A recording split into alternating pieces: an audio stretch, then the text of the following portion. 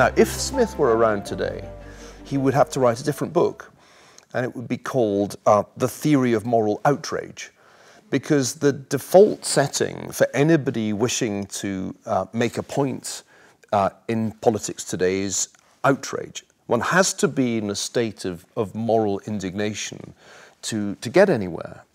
And so, really, this is echoing what I said earlier, that the tenor of debate tends to be almost the opposite of that empathy and sympathy that Smith saw as so central to a functioning society. If you really want to be outraged and get yourself worked up into a state of righteous indignation, you must first cut off the empathy. You must not attempt to see the other person's point of view, because that would make it much harder to be outraged.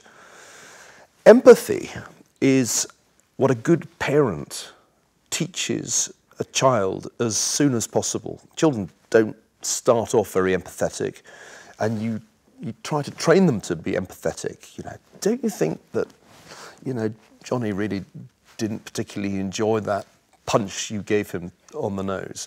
I say that to Thomas on a regular basis, and gradually Thomas has acquired empathy.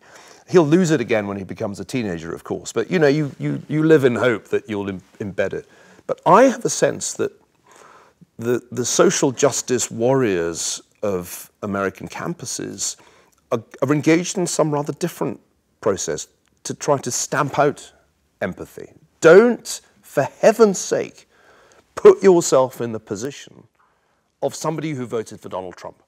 Because if you were to empathize for a moment with their position as, say, a relatively unskilled white working class voter from Middle America, if you were to empathize with them, you might forget for a second that they are nothing other than the instruments of white supremacy and the patriarchy to be crushed.